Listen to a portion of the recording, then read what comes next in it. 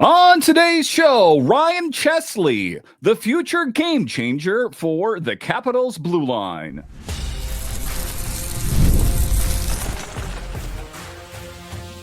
Your Locked On Capitals, your daily podcast on the Washington Capitals, part of the Locked On Podcast Network.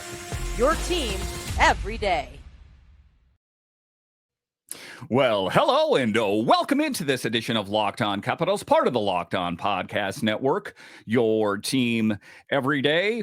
My name is Dan Holme. I've covered the Capitals for the past 3 seasons for Locked On and various other outlets before that. I'm also the host of the weekly show called The Capitals Minutecast, available wherever you find your podcasts.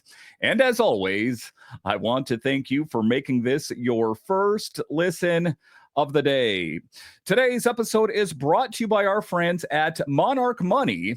Take control of your finances with Monarch Money. Use code LOCKEDONNHL at monarchmoney.com for 50% off your first year.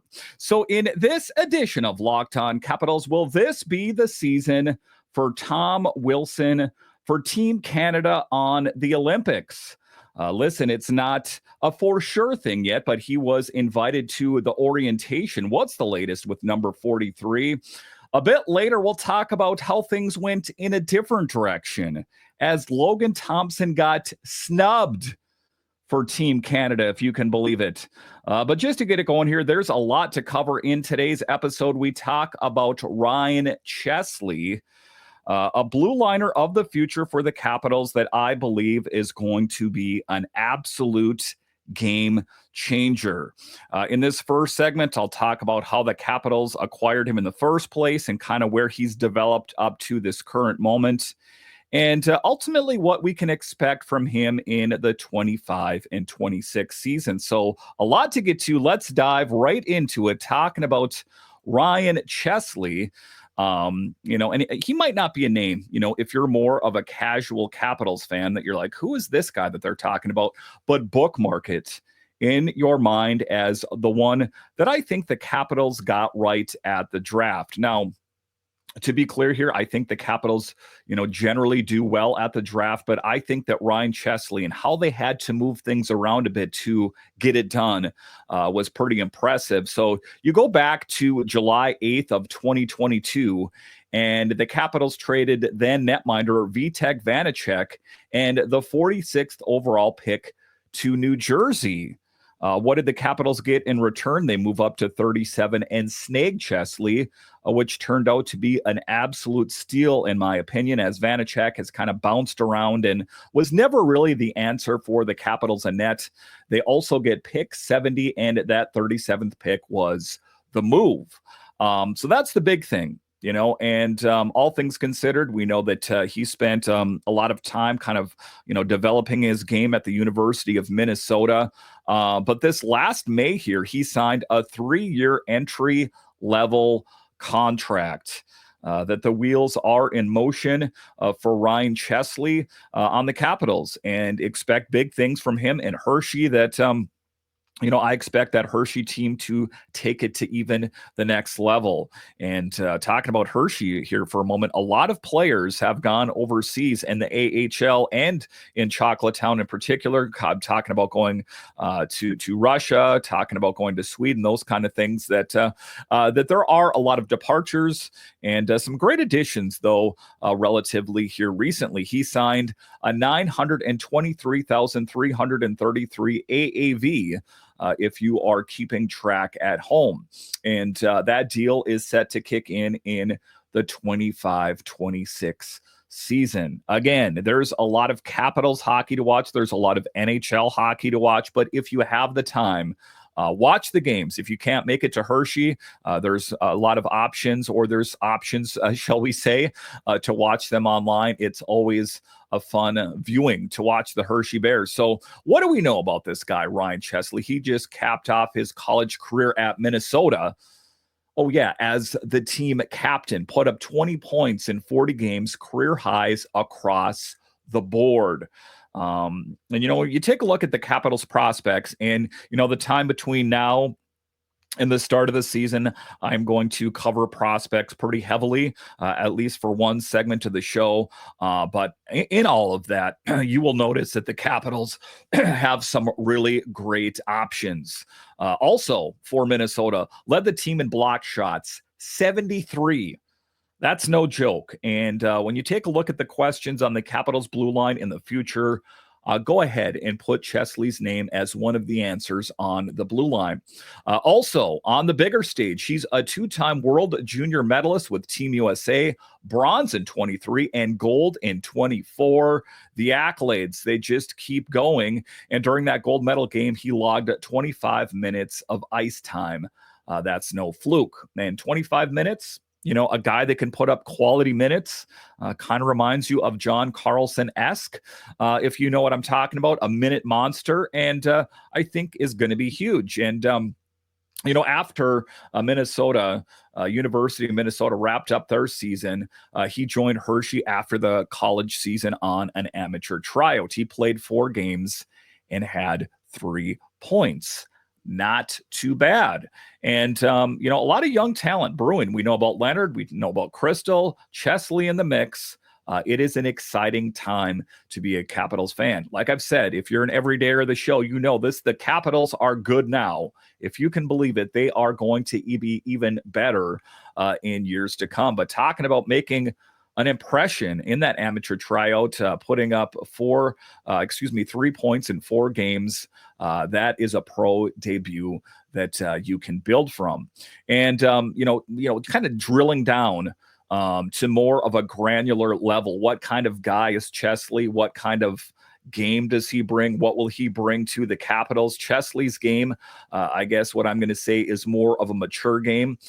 He is a mobile stay-at-home frame, but isn't afraid to activate either if the time is right. And you see that with a lot of, modern defensemen, blue liners that, of course, good defensively, but can also get involved in the offense as well. Big shot, high hockey IQ.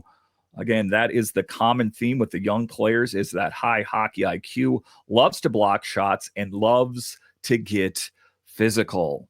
I think for the Capitals, if there's, check. He checks all the boxes as far as I'm concerned. And the thing about him that, when you watch his game is you realize the dude is responsible. And, the thing of it is, and I know that there is this thirst, there's this hunger to see a lot of these younger guys. But I think in the case of Chesley, the Caps, generally speaking, don't like to rush defensemen. They let them marinate in Hershey for a while. And just to let them work on their pro game. It's not a pejorative. It's not a knock on them that they're playing in Hershey. Still pro hockey. But, if Chesley starts 25, 26, the way he ended last year, he could be on the big team sooner than any of us think. And also with John Carlson potentially going into his final season and questions around Trevor Van Riemsdyk and, different players, that they are looking for the answer. So, depending on how well he plays in Hershey, I wouldn't rule out a call up during the season at some point. So you take a look at it, thoughts on the blue line depth, the Capitals blue line depth, was exposed, I guess I'm going to say, in the playoffs when Alexeyev was the only viable option that if Chesley, if he can really grow his game in Hershey, I think that he can be one of the long-term answers. And the bigger question, I think, is does this open the door for a trade? And that's an interesting thing is there is some talent on the blue line, but it doesn't have to be a trade on the blue line. But I think that if Chesley is the answer, it's not going to be as big of a void, if you will, when John Carlson retires or gets traded or whatever the case is they're looking for a guy that can put up big minutes. I think that a guy like Chesley can be just that. So you take a look in this segment. I'm talking about where it all started, getting drafted, the Capitals having to trade at that time. One of the pieces that was thought to be the answer, Ned Vanacek, out to the Devils. That moved them in the draft, so they were able to get him. Killed it with Minnesota, was the captain, signed that entry-level deal, is going to play in Hershey. I think the trajectory for Ryan Chesley is pointed straight up. All right, so after the break here, we'll talk about Wilson's Olympic dream. Listen, he got snubbed at the Four Nations face-off. I do not think that Team Canada will make that mistake again. I'll discuss straight ahead.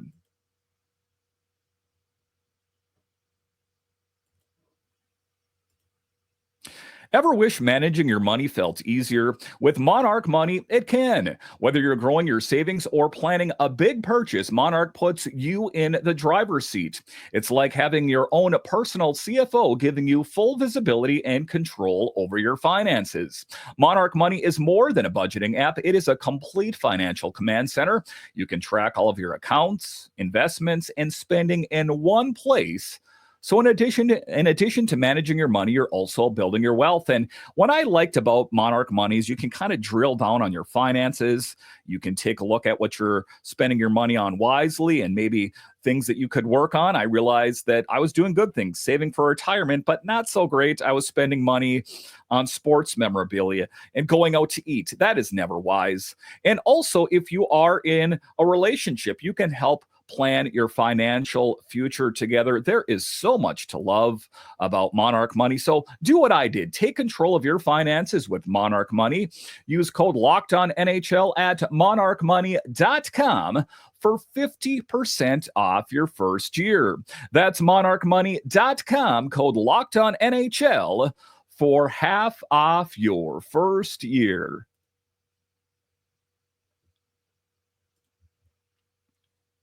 All right, welcome back into this edition of Locked On Capitals, part of the Locked On Podcast Network, your team every day. You can find me over on Twitter. It's at DanCaps218. You can find the show on Twitter. It's at Locked On Caps. So in segment 2 here, we're talking about Tom Wilson's Olympic dream that I think could become a reality. And you take a look back at the Four Nations face-off, and I still to this day do not understand why Tom Wilson was not selected. Goal scorer, leader. He could have been the physical deterrent when Canada was getting in fights, right? And, you know, one of the things that we know about Wilson is he was at home just kind of like, put me in, coaches, put me out there. I would take care of him. It looks like he very well could get his opportunity as he will be at the orientation for Team Canada. But listen, it is a stacked room. And even though we know what Tom Wilson means to the Capitals, you know, it is. There's a lot of great players up north. So is there a real chance that number 43 is in the mix? Let's dive into it. There is a lot to get to. And the exciting thing here is Tom Wilson got that invite to Canada's national team's orientation camp. So 1 foot in the right direction. And we're talking about Team Canada. Yes, the Olympic one. I know I mentioned the Four Nations, but this is the Olympics. This is the real deal. Now, the thing to know or understand is this is not the final roster or anything, kind of, you know, just testing the waters, putting your toe in the water, if you will. It is just an orientation camp that takes place between August 26th through the 28th in Calgary.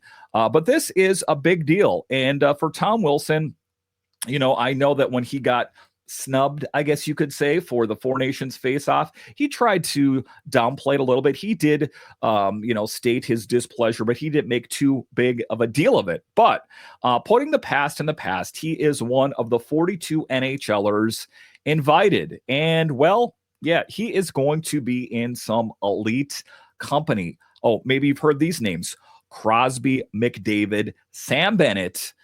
So yeah, again, he is going to be in a lead company. And, you know, I know I'm from the U.S., but, you know, with that lineup, you got to kind of be pulling for Team Canada in a way. I know people from the U.S. don't at me. I can like who I like. And it's not that I don't want Team USA to win. Don't get me wrong. It's just like that's an exciting game to watch is what I'm going to say. And with Wilson potentially playing for Team Canada, well, there's vested interest for all of us. So look, it's earned. You know what? You take a look what he's done this last year, career numbers.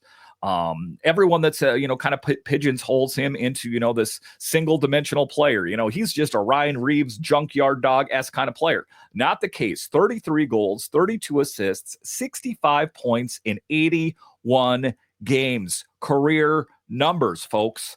And, and we know, the scoring, the offense is a good thing. It's the leadership. It's playing on special teams very well. And the physical deterrent.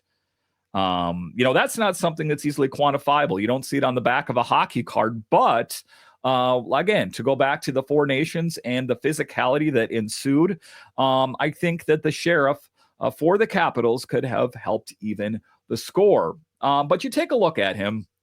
He is more of a mature Tom Wilson. He is not the guy that gets involved in all of the fisticuffs quite the same way that we have seen from him in the past. Still, no stranger to it. Still had 100 and penalty minutes because, he's still Tom Wilson. I think that's down from, 133. So a more mature Tom Wilson.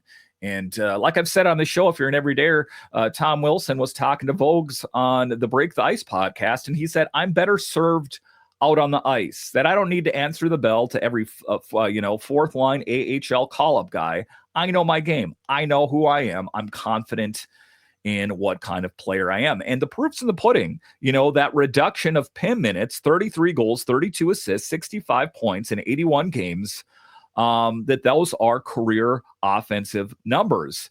And like I said, what is in it for Team Canada? He is a beast in the playoffs on the big stage, 7 points in 10 games. So he is no stranger to playing games that have big impact. And yeah, I guess I'm going to go ahead and say the Olympic Games have big impact. It's not games that, they're getting paid for by the team, but still to represent your country, I think is huge and means a lot for these players. I question it sometimes just based on the fact that what if they get injured in the Olympics, right?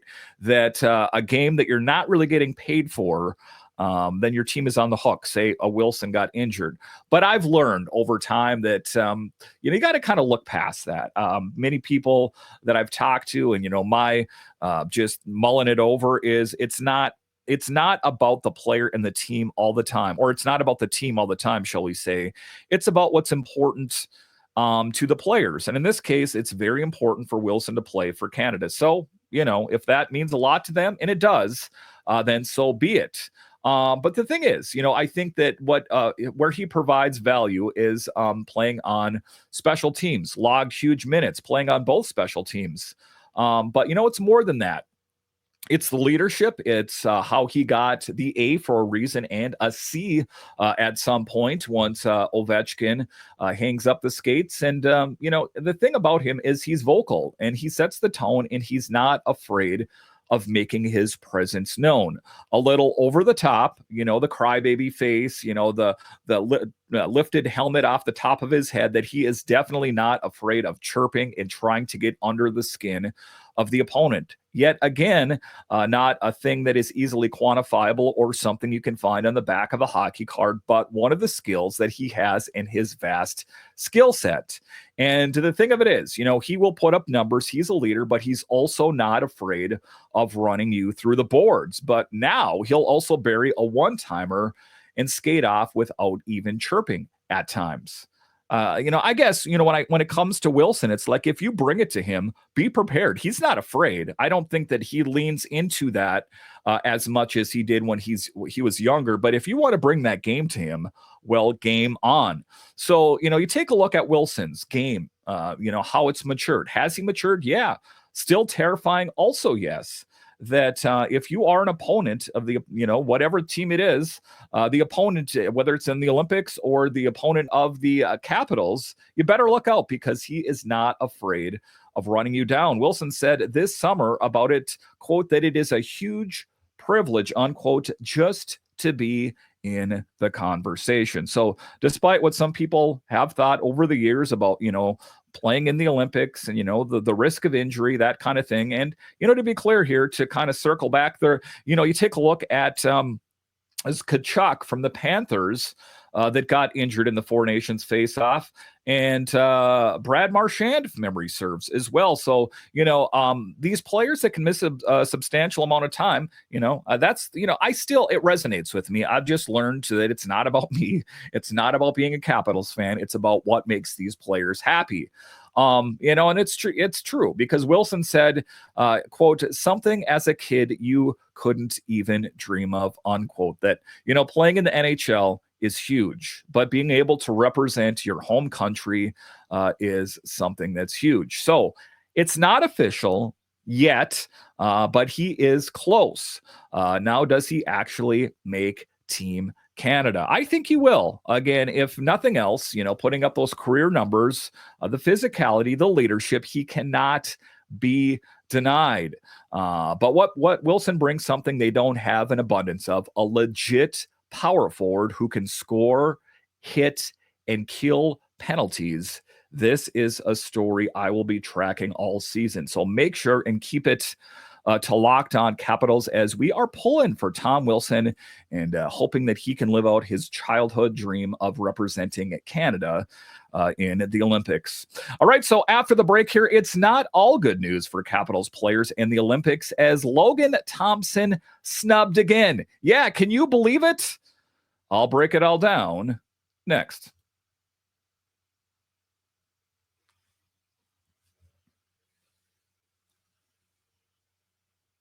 All right, welcome back into this edition of Locked On Capitals, part of the Locked On Podcast Network, your team every day. The best way that you can help grow the show is to subscribe to Locked On Capitals on YouTube and comment anything down below. So in the final segment of the show, Logan Thompson snubbed again.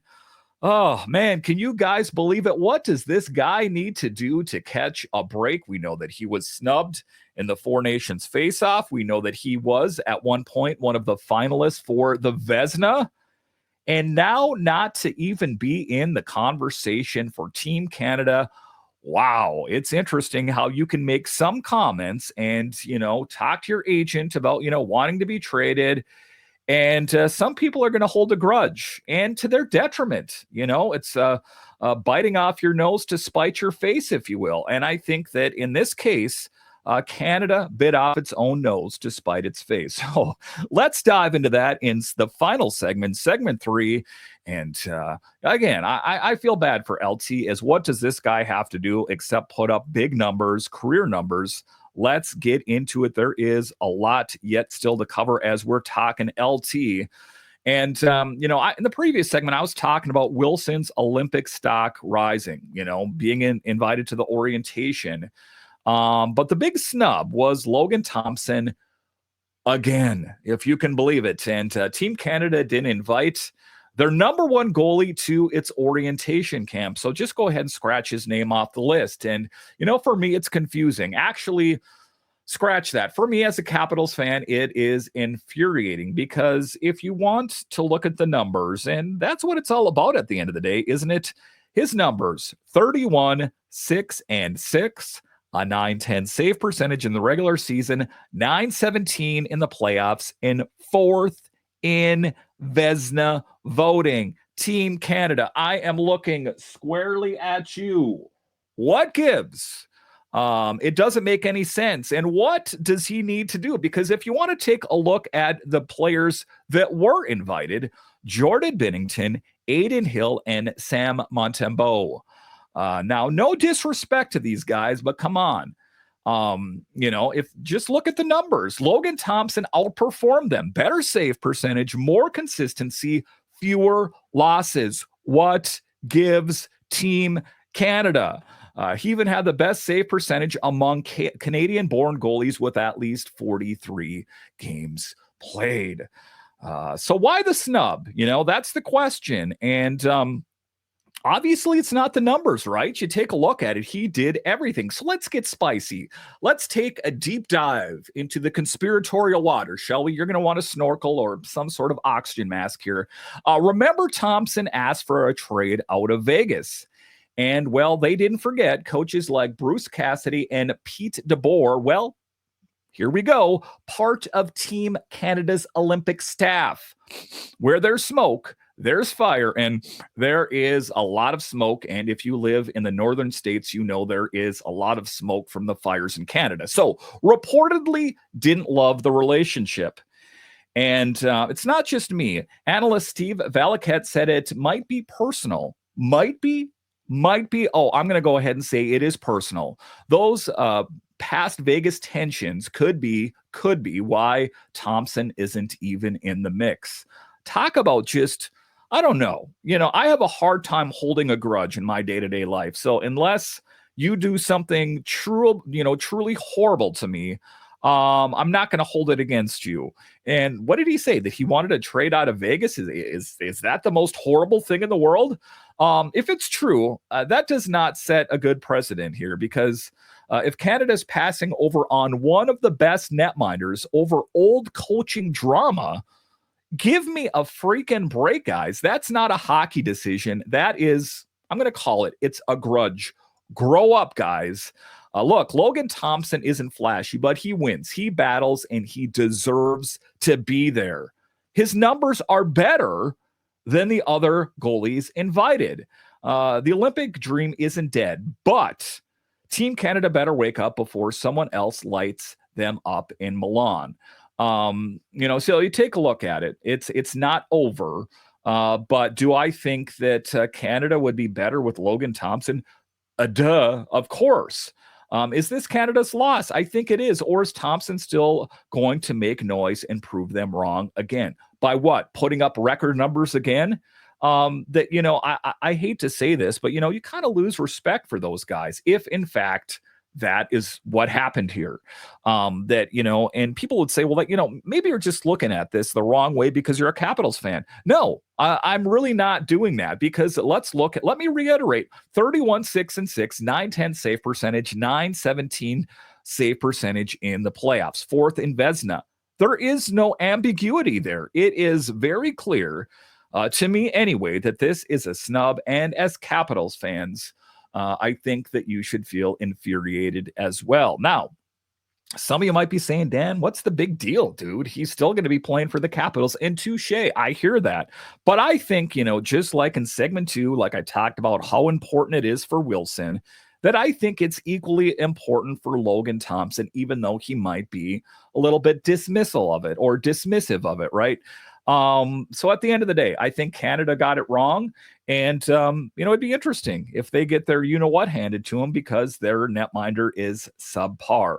It'll be an interesting storyline to follow. And, of course, I will have you guys covered the entire way on Locked On Capitals.